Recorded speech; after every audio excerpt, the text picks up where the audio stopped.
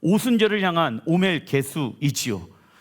레위기 23장 16절에 7 안식일 이튿날까지 합하여 50일을 계수하여 새 소재를 여호와께 드리되, 주님께서 초실절 날부터 오순절 날까지 49일을 세어라.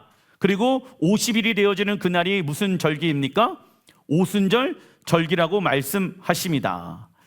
이스라엘 백성들에게 출애굽에서부터 시내산의 여정은 오멜 계수의 기간이었죠. 히브리어 오멜의 뜻은 곡식의 한 단을 말한다.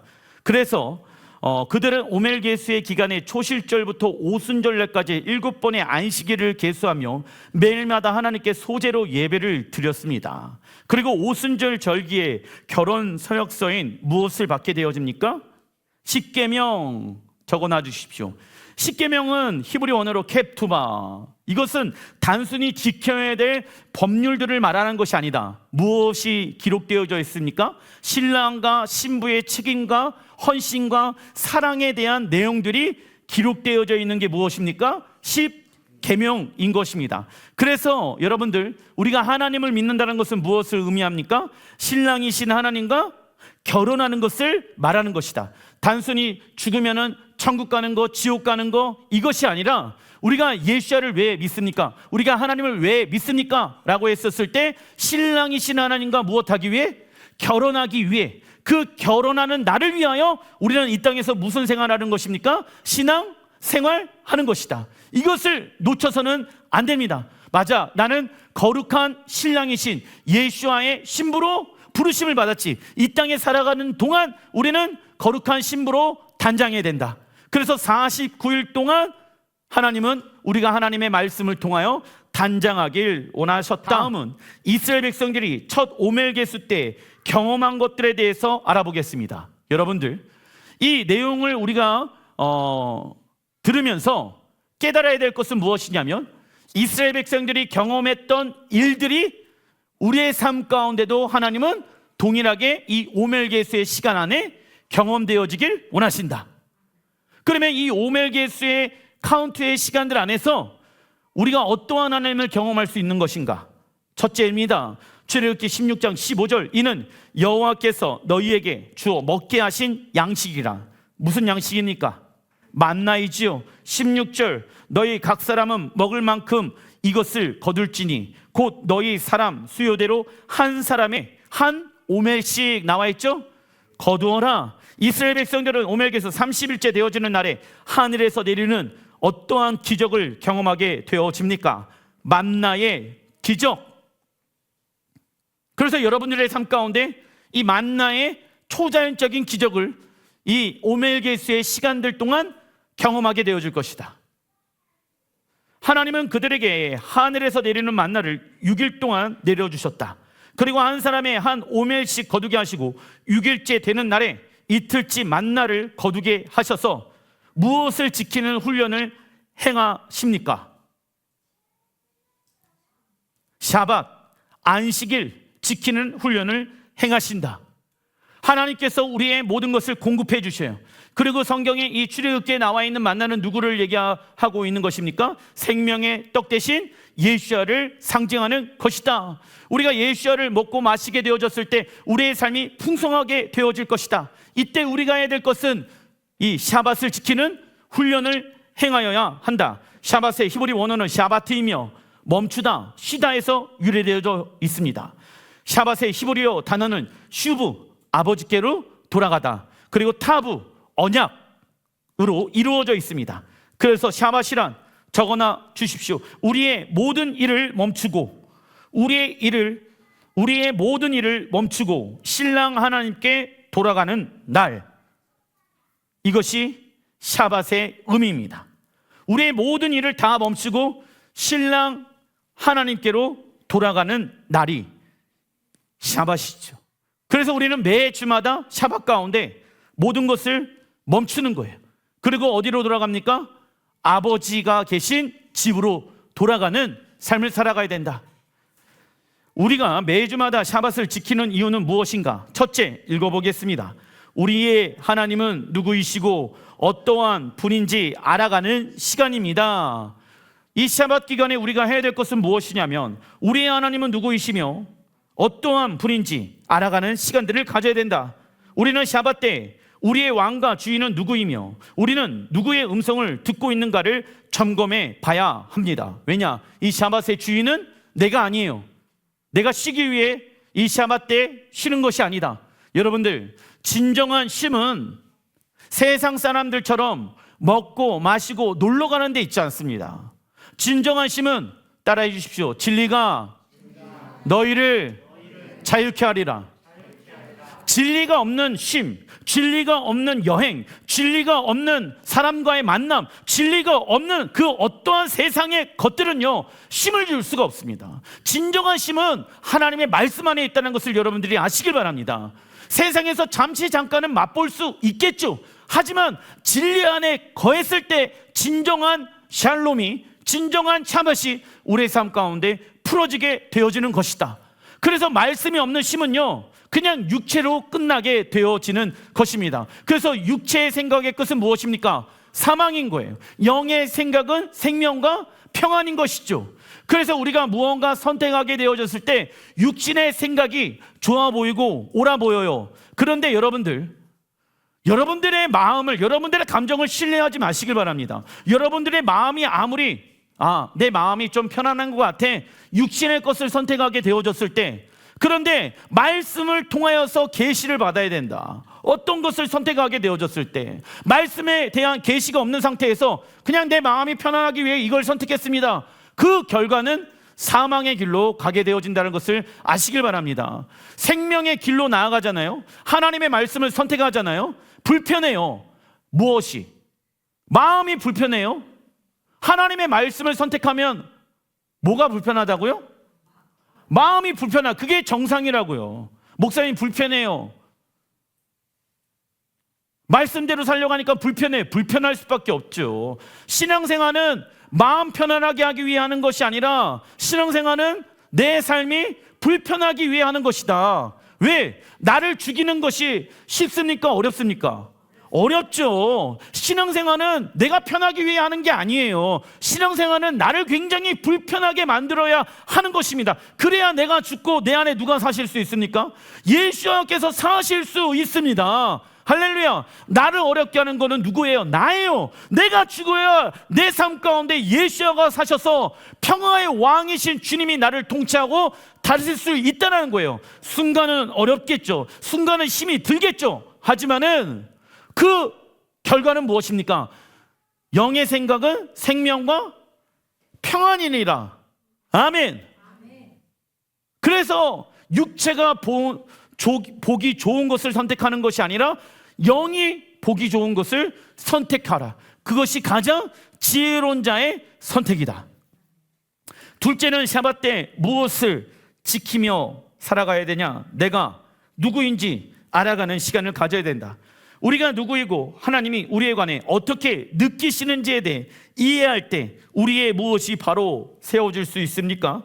정체성이 세워질 수 있죠. 그래서 정체성은 무엇을 통하여 깨달아 알아가는 것일까요? 하나님과 인격적인 관계예요.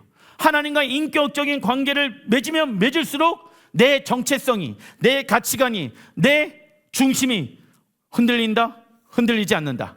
흔들리지 않아. 그런데 정체성이 흔들리는 사람들이 있어요. 언제요?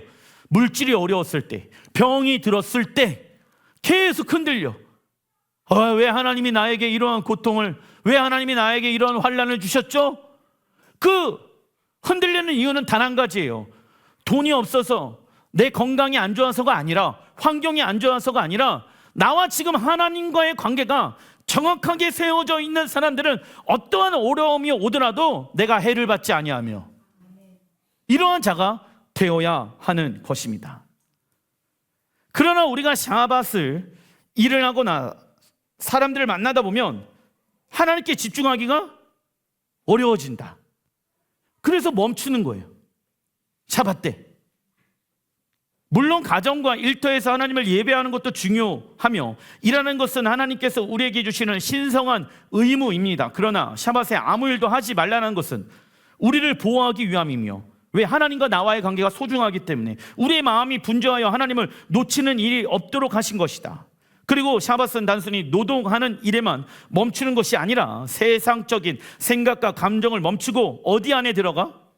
하나님의 말씀 안으로 들어가 안식하는 것이다.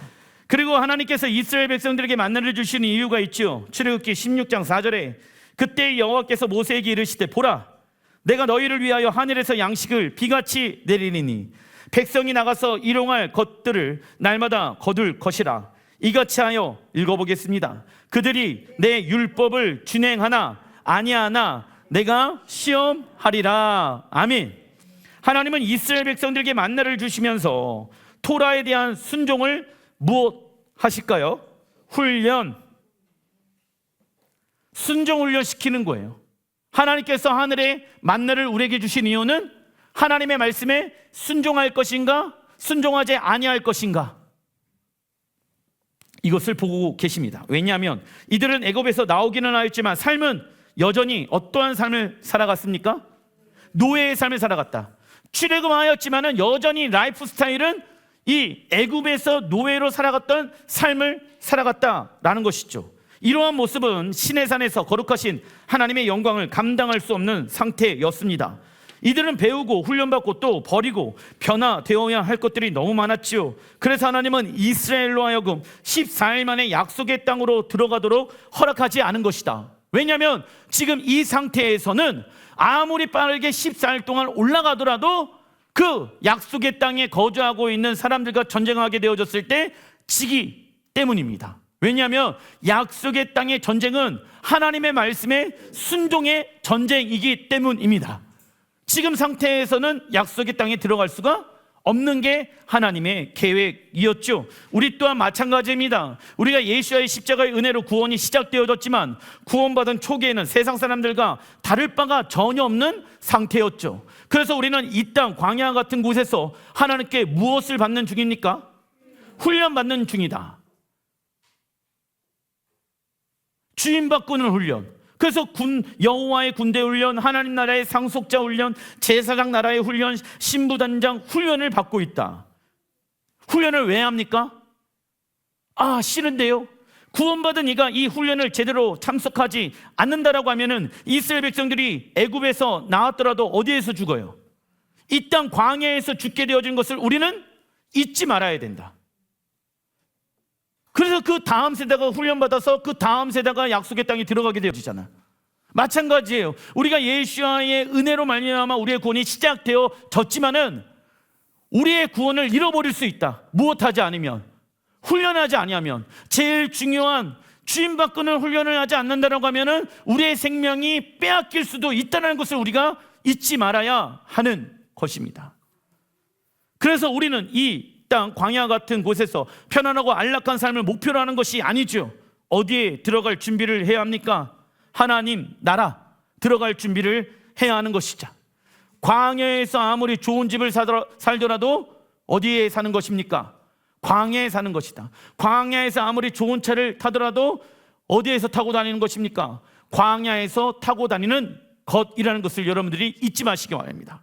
광야보다 비교할 수 없는 놀라운 집이 준비되어져 있습니다. 그 집은 어디입니까? 새 예루살렘 성전이죠. 그것이 우리 아버지의 집이요 우리가 돌아가야 될 본향인 것입니다. 중간 2번 출애굽기 14장 21절 모세가 바다 위에 손을 내밀며 여호와께서 큰 동풍이 밤새도록 바닷물을 물러가게 하시니 물이 갈라져 바다가 많은 땅이 된지라 이스라엘 자손이 바다 가운데 육지로 걸어가고 물은 그들의 좌우에 벽이 되니. 이스라엘 백성들은 오멜개수 7일째 되어지는 날 어떠한 기적을 경험하게 되어집니까? 홍해의 기적. 여러분들 이 오멜개수의 50일 기간 안에 하나님은 동일하게 여러분들의 삶 가운데 장애물이 있다라고 하며 홍해에 갈라지는 기적들을 경험하길 원하신다. 그러면 이 기적을 경험하기 위해서 내가 해야 될 것은 무엇입니까? 하나님의 말씀에 순종하는 거예요. 발을 내딛는 거예요. 발을 내딛어야 물이 갈라지는 건 아니겠습니까? 이를 통해 이스라엘 백성들은 애굽에서부터의 완전한 자유를 얻게 되어진다. 그리고 사도 바울은 홍해를 거대한 침례탕, 히브리 원어로 미크바로 비유한다. 침례탕은 두 가지에 비유되어집니다. 첫째, 적어놔 주십시오. 무덤으로 비유되어진다. 이는 침례탕에 들어갔다가 나오게 되어지면 옛사람은 죽고 새 사람이 다시 탄생하는 것을 의미한다. 둘째는 무엇으로 비유되어지냐? 자궁으로 비유되어집니다. 이는 침례탕에 들어가는 자는 새롭게 탄생하게 됨을 의미한다. 그래서 홍해가 거대한 침례탕으로 비유되어진 것은 이스라엘이 홍해에서 나올 때 더 이상 애굽 사람이 아닌 하나님의 백성, 곧 새 사람으로 새롭게 탄생했음을 의미한다. 우리 또한 예수를 믿음으로 옛사람에 대하여는 죽었고 새롭게 태어났습니다. 새롭게 태어난 우리는 이제부터 어떻게 살아가야 합니까? 에베소서 4장 22절 읽어보겠습니다. 너희는 유혹의 욕심을 따라 썩어져가는 구습을 따르는 옛사람을 벗어버리고 하나님을 따라 의와 진리의 거룩함으로 지으심을 받은 새 사람을 입으라. 아멘. 새 사람은 무엇으로 살아갑니까? 적어놔 주십시오. 의와 진리의 거룩함. 의와 진리의 거룩함으로 살아가게 되어진다. 의는 하나님과 깊고 친밀한 관계, 진리는 하나님의 말씀, 거룩함은 구별되어진 삶. 왜? 새롭게 변화되어졌고 새롭게 태어났어요. 그래서 나는 하나님의 백성이 되어졌어요. 하나님의 백성은 세상 사람들과 다르게 살아간다. 그게 거룩한 자들의 모습이라고 성경은 말씀하고 있습니다. 그러나 문제는 우리 안에 옛사람으로부터 살아왔던 육의 습관 가운데 살아가고 있다라는 것이다. 그래서 어떤 이는 육적 존재에서 영적 존재로 거듭났음에도 불구하고 뭐가 중요해요? 내 감정, 내 생각, 내 느낌이 여전히 나라고 믿는 사람들이 있습니다. 그러나 옛사람을 벗어버리고 새 사람으로 입으려면 하나님의 말씀에 훈련되어진 감정의 변화가 절대적으로 필요한 것이다. 그래서 아까 찬양할 때도 여호와는 나의 기쁨이십니다. 나의 삶의 이유 되십니다. 기쁜 상황이 없지만은 내가 믿음으로 그렇게 그 기쁨을 여기기로 결정하는 것이죠. 그러면 우리의 감정이 변화되어집니다. 왜 그 감정을 변화시켜야 됩니까? 거룩한 신부로 하나님이 우리를 부르셨기 때문입니다. 그리고 우리의 부정적인 감정을 하나님께 내어드리고 말씀과 성령의 치유를 받아들이면 충분히 우리의 마음은, 심령은, 성격은 고침을 받을 수 있다. 중간산번 출애굽기 13장 20절, 그들이 스콧을 떠나서 광야 끝 에담에 장막을 치니 여호와께서 그들 앞에서 가시며 낮에는 구름 기둥으로 그들의 길을 인도하시고 밤에는 불 기둥으로 그들에게 비추사. 구름 기둥과 불 기둥이 있죠. 근데 이 구름 기둥과 불 기둥이 어디 앞에 가십니까? 이스라엘 백성들 앞에 가시며, 이스라엘 백성들은 오멜게스 3일째 되어지는 날 불 기둥과 구름 기둥의 기적을 경험하게 되어진다.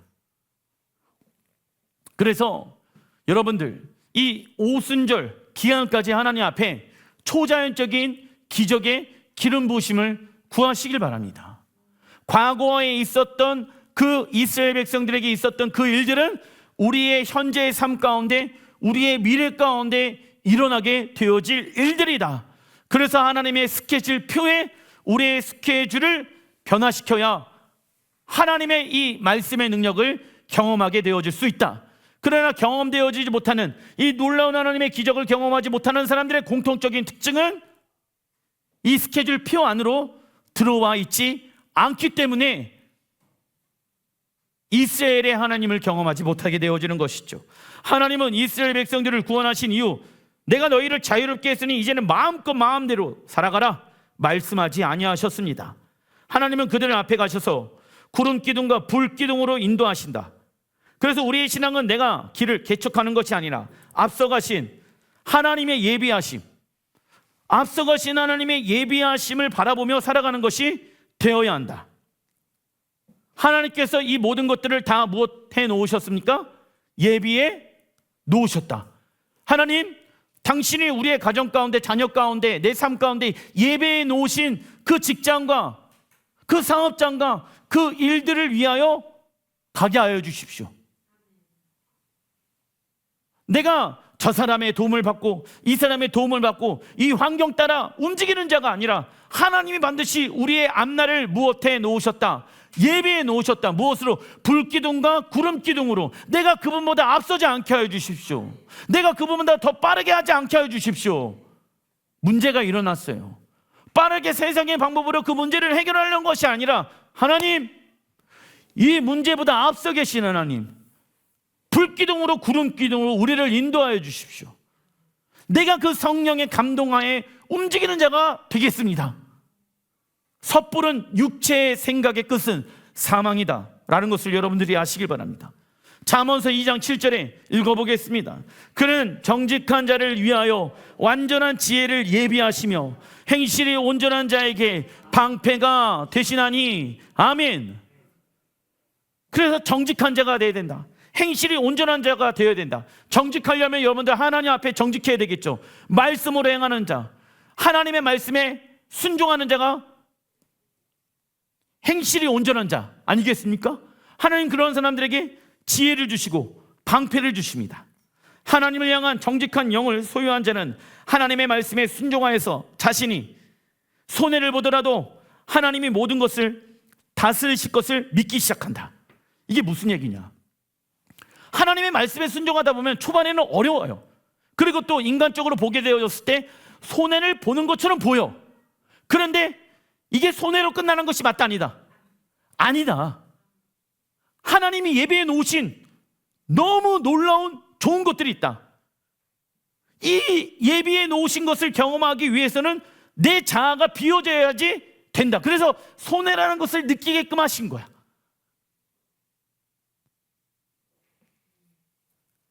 그래서 하나님의 말씀은 우리를 자유케 하며 우리의 육체의 길보다 더 좋은 길로 우리를 예비해 놓으셨으며 우리에게 생명의 길로 인도해 주십니다. 그리고 하나님께서 우리를 위해 예비해 놓으신 것이 또 있죠. 히브리서 11장 16절에 읽어보겠습니다. 그들이 이제는 더 나은 본향을 사모하니 곧 하늘에 있는 것이라. 그들을 위하여 한 성을 예비하셨느니라. 아멘. 하나님께서 우리에게 예배해 놓으신 가장 좋은 것은 무엇입니까? 한 성, 예루샬라임, 그 성전. 그래서 우리는 그 예배해 놓으신, 우리 앞서 예배해 놓으신 그 놀라운 하나님의 나라를 바라보며 살아가는 자가 되어야 된다. 그러면 흔들려요? 흔들리지 않아요? 흔들리지 않죠. 생명의 길로 가게 되어질 수밖에 없는 것입니다. 하나님은 우리를 위하여 하늘에 있는 새 예루살렘 성전을 예배해 놓으셨다. 하나님은 이 땅에 구름 기둥과 불 기둥 가운데 임하셨던 쉐키나 영광으로 임하셔서 우리와 함께 이 땅을 다스리고 이 땅을 에덴 동산의 모습으로 회복시킬 것입니다. 그래서 우리의 육체는 임시 거처일 뿐 이 땅에 임한 새 예루살렘 성전이 우리의 영원한 처소이며 우리의 무엇입니까? 본향이며 우리의 무슨 집이 되어집니까? 아버지 집이 되어질 것이다. 그런데 하나님께서 또 다른 것들을 예비해 놓으셨다고 성경은 말씀합니다. 마태복음 25장 10절에 그들이 사러 간 사이에 기름을 얘기하죠. 신랑이 오므로 준비하였던 자들은 함께 혼인잔치에 들어가고 문은 닫힌지라. 11절 그 후에 남은 처녀들이 와서 이르되 주여 주여 우리에게 열어주소서. 또 왼편에 있는 자들에게 나를 떠나 마귀와 그 사자들을 위하여 예비된 불이 있습니다. 영원한 불에 들어가리라. 그래서 여러분들 예수님을 믿지 않는다면 지옥불에 떨어진다는 것은 성경적이다. 성경에 지옥불에 떨어진다라고 어디 나와 있냐? 예수님이 말씀하신 성경에 나와 있잖아. 불이 준비되어졌는데 예비된 불이 준비되어져 있다. 영원한 지옥불에 떨어질 수 있다. 그래서 조그마한 불에도 화상을 입으면 손가락이 아프고 피부가 아프죠. 근데 그 고통이 영원히 가는 거야. 예수야를 믿지 않는다라고 하면. 그 영원한 불 가운데 떨어지는 사람들이 아니라 새 예루살렘 성에 들어가는 여러분들 되시길 바랍니다. 기름을 준비한 자들은 혼인잔치에 들어가고 문은 닫히게 되어진다. 이때 남은 사람들은 구원이 시작되어진 사람이죠. 왜요? 예수야를 향해 뭐라고 부릅니까? 주여 주여 우리에게 문을 열어주소서 고백합니다. 이들은 예수야를 믿고 예배는 드리고 있지만 아직도 뭐가 좋아요? 세상의 것들이 좋고 세상 법으로 살아가는 게 옳다라고 믿고 있는 자들을 의미한다. 그러나 이들은 하나님과 동행하지 않고 있기 때문에 하나님께서 예배해 놓으신 영원한 불에 들어가게 되어진다. 왜냐? 새 예루살렘 성전에 들어갈 수 있는 사람은 하나님과 인격적인 관계와 하나님과 동행하는 자들이 그 예루살렘 성전에 들어갈 수 있는 건 아니겠습니까? 그 길로 들어가는 것은 좁으면 좁은 길 외에는 다른 길이 있다 없다? 없습니다. 그런데 넓으면 넓은 길은요, 주님이 함께 거하실 수가 있다 없다? 없는 거예요. 그래서 지옥불에 떨어지게 되어진다. 그러나 이들은, 이스라엘 백성들은 하나님과 동행하지 않고 있기 때문에 하나님께서 예비해 놓으신 영원한 불에 들어가게 되어집니다. 이처럼 우리가 교회를 출석하는 이유는 단순히 사람들과의 관계로 인해 오는 것이 아니죠. 마지막 날 주님 앞에 서기 위함인 것을 알아야 하는 것입니다. 그리고 하나님의 말씀을 우리의 삶의 절대의 기준으로 삼고 그 말씀을 지킴으로 하나님의 향한 사랑을 증명해 나가야 한다. 하나님은 오멜개수의 기간 동안 마라의 쓴물을 생수의 물로 변화시키는 치료의 하나님 여호와 라파의 하나님으로 나타나셨으며 아말렉과의 전쟁에서 여호와의 니시의 하나님으로 나타나셨으며 르비딤에 쪼개진 반석에서 물을 내시는 하나님으로 나타나셨다. 하나님은 이러한 기적의 사건들을 통하여 이스라엘 백성들 안에 있는 하나님을 향한 불신의 마음들을 들춰내시면서 그들을 시험하시고 훈련하셨습니다. 그래서 하나님은 이번 달 이러한 기적들을 여러분들의 삶 가운데도 경험되어지길 원하신다. 근데 우리가 조심해야 될 것은 이 수많은 기적들 가운데 이스라엘 백성들이 어떻게 반응하냐면 이 기적이 일어나기 전에 불만하였더라. 그러니까 문제가 일어날 거예요. 그러면 그 문제 앞에 부탁합니다.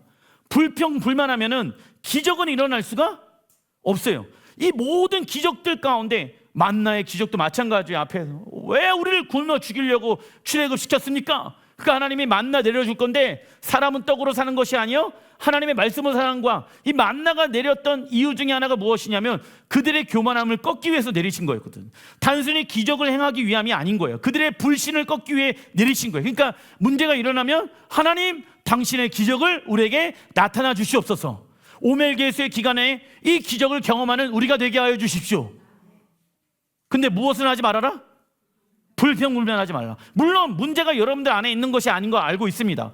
환경과 사람들에 의해서 문제가 오게 되어졌을 때 여러분들은 그때 마음과 입술을 지키셔야 합니다. 그래서 우리는 이 기간 동안 하나님의 능력을 경험하며 신랑 하나님의 아름다운 7가지의 성품을 닮아가는 훈련을 해야 된다. 왜냐? 오순절에 신랑이신 하나님이 신부인 이스라엘과 열방 교회와 무엇하고자 말씀하신 날입니까?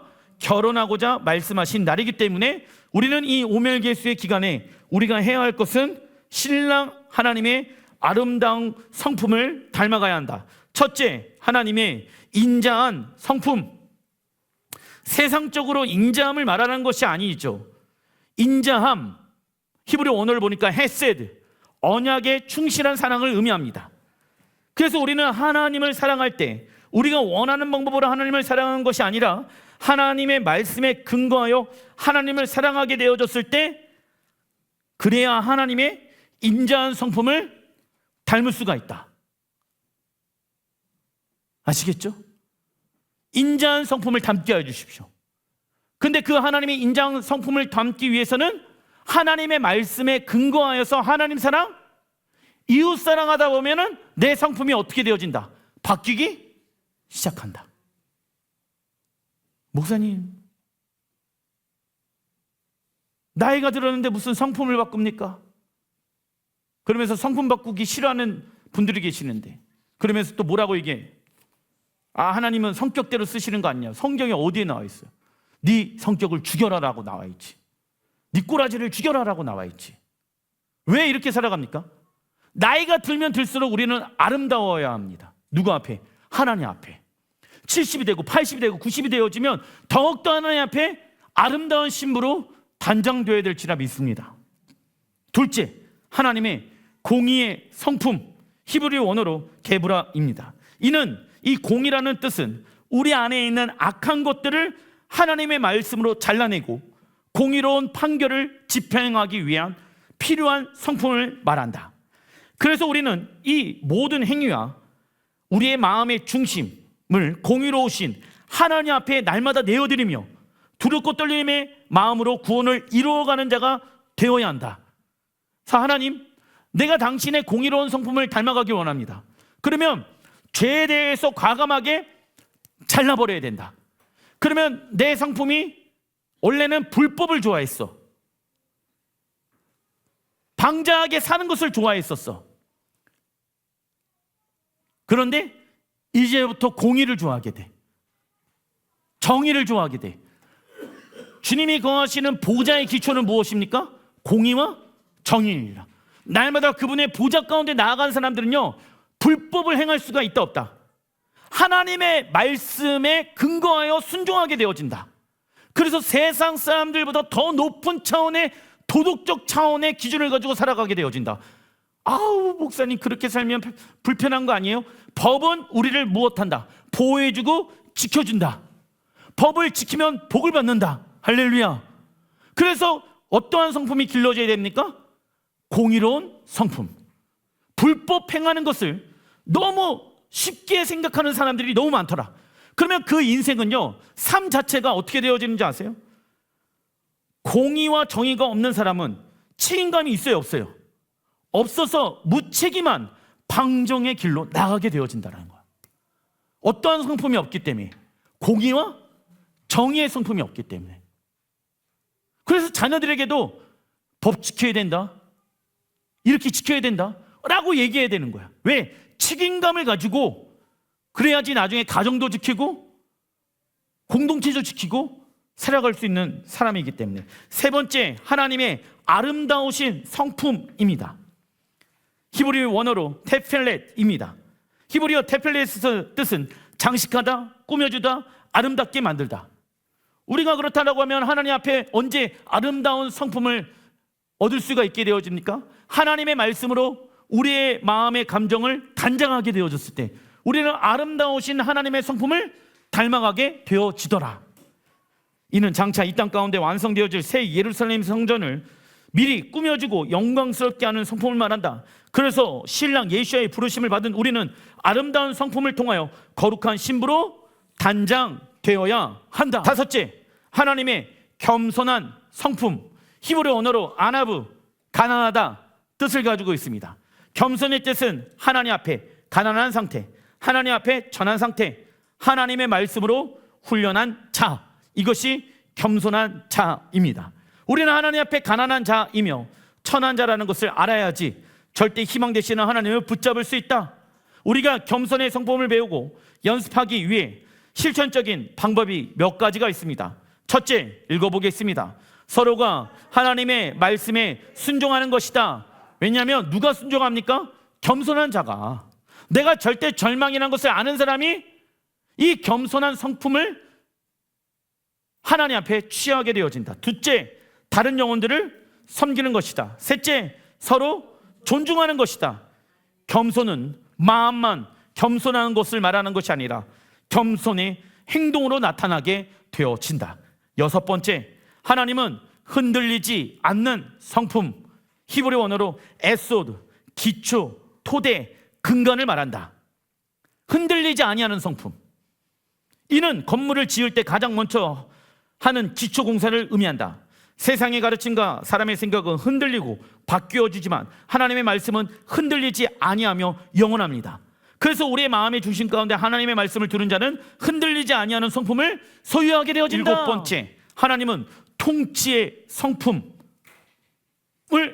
우리에게 닮아가라고 말씀하신다. 통치의 히브리 원어는 말코트이며 왕국, 통치를 의미합니다. 우리가 이 성품을 닮아가기 위해서는 하나님 나라의 통치와 다스림 가운데 있어야 된다. 그러니까 영원한 하나님의 나라의 소망감을 가지려면 내가 이 땅에서 지금 그분의 통치와 다스림을 받게 되어졌을 때 우리의 성품은 영원한 하나님의 나라를 소망하게 되어진다.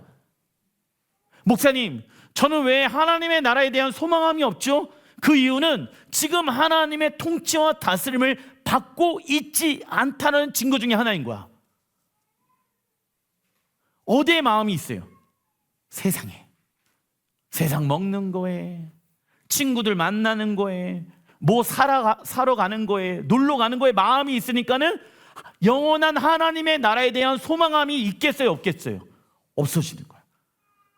그래서 이 7가지의 성품은 나를 십자가에 죽이고 주님이 내 안에 다시 사셨다는 것을 믿게 되어졌을 때 우리는 이 성품들을 닮아가는 시간들을 가져야 된다. 그래서 7가지의 성품이 왜 있습니까? 77에 49. 매주마다 여러분들이 닮아가야 될 하나님의 성품들이 있다라고 말씀하십니다. 하나님의 7가지의 성품은 즉시 닮아갈 수가 없지요. 이는 하나님과, 적어놔 주십시오, 인격적인 관계를 통해 맺게 되는 열매이기 때문이다. 여러분들 성품은 닮아가는 거야. 근데 언제 우리가 하나님의 성품을 닮아가게 되어집니까? 하나님과 인격적인 관계를 맺게 되어졌을 때, 야, 하나님의 이러한 성품 너무 아름답다. 하나님의 이러한 성품 너무 놀랍다. 하나님의 이러한 성품 너무 내가 닮고 싶다. 왜냐하면 서로 사랑하다 보면은 서로가 닮게 되어지잖아. 그래서 내가 하나님을 사랑하기 때문에 이 성품이 너무 좋은 거야. 아, 어떻게 하면 저 성품을 닮을 수 있지? 야, 저 성품 너무 멋있고 아름답고 너무 좋아 보이는데 하나님만 가지고 있는 그 성품이 아니라 하나님, 나도 그 성품을 가지고 내 이웃들과 내 하나님이 붙여준 사람들을 서로 사랑하는 자가 되게 하여 주십시오. 하나님과 인격적인 관계를 갖는 사람들은 하나님의 성품을 닮길 원하는, 적어놔 주십시오, 진실한 노력해야지 성품이 바뀐다. 진실한 노력이 필요합니다. 그리고 우리가 이렇게 살아가는 이유는 아름다우신 신랑 예수와 함께 하나님 나라에 들어가서 살아가는 예행 연습을 하는 것이다. 그러나 하나님의 아름다우심을 모르는 자는 하나님의 나라를 추상적으로 생각하게 되어지며 죽은 다음에 가는 신비하고 이상적인 세상이라고 생각한다. 그렇다면 누가 이러한 천국을 사모하고 갈망하겠습니까? 그 결과 그러한 사람들은 하나님 나라에 관심이 없고 자신의 출세, 명예, 성공만을 위해 살아가며 하나님이 필요한 이유는 내가 원하는 천국에만 가면 되기 때문이라고 생각한다. 그러나 성경에서 말하는 하나님의 나라는 구체적이고 명확합니다. 갈라디아서 5장 22절 읽어보겠습니다. 오직 성령의 열매는 사랑과 희락과 화평과 오래 참음과 자비와 양성과 충성과 온유와 절제니 이 같은 것을 금지할 법이 없느니라. 그리스도 예수의 사람들은 육체와 함께 그 정욕과 탐심을 십자가에 못 박았느니라. 아멘. 내 성격은 예수님이 십자가에 돌아가셨을 때 함께 죽었다. 부활하셨을 때 나에게 새 생명을 주셨죠. 그래서 성령의 9가지의 열매는 예수와의 아름다운 성품을 의미한다. 이 열매는 우리가 하나님의 말씀을 따라 살아가게 되어졌을 때 맺게 되어지는 열매이다. 그러나 우리가 진리의 영이신 성령님에 의해 살지 않는다라고 하면은 우리는 저절로 성령의 열매의 반대인 무슨 열매를 맺게 되어질까요? 육체의 열매. 여러분들, 육체의 열매를 가지고서는 하나님 앞에 쓰잖아요. 그러면 주님이 뭐라고 얘기하십니까? 가지에 열매가 없는 나무들을 다 잘라 불구덩이에 던져버려라. 그게 아까 말씀하고 있는 예비해 놓은 것들 중에 하나인 영원한 불 타는 그 불에 던지음을 받게 되어진다. 그래서 이 성령의 열매를 왜 맺습니까? 주님 앞에 서게 되어지는 날 우리에게 있어서 열매는 여러분들의 자녀가 되어줄 수 없습니다. 여러분들의 사업장이 되어줄 수 없습니다. 여러분들이 얼마나 전도했고 얼마나 선교를 했는지 그거 아닙니다. 그 과정의 시간들을 통해서 선교하는 그 과정, 전도하는 그 과정, 아이들을 키우는 그 과정 안에 내가 얼마나 성령의 9가지 열매, 신랑이신 하나님의 성품을 닮아 갔는가? 내가 얼마나 십자가에 못 박혔으며 그분의 부활의 능력으로 내가 얼마나 이 땅 가운데 살아갔는가를 통하여서 하나님 앞에 열매로 영광 올려드리게 되어줄 것입니다. 우리는 육체의 일을 행했을 때 즉시 회개하고 죄로부터 돌이켜야 됩니다. 그 이유는 신랑 되신 예수와 혼인잔치에 들어갈 수 있느냐 없느냐가 달려있기 때문입니다. 기도하겠습니다.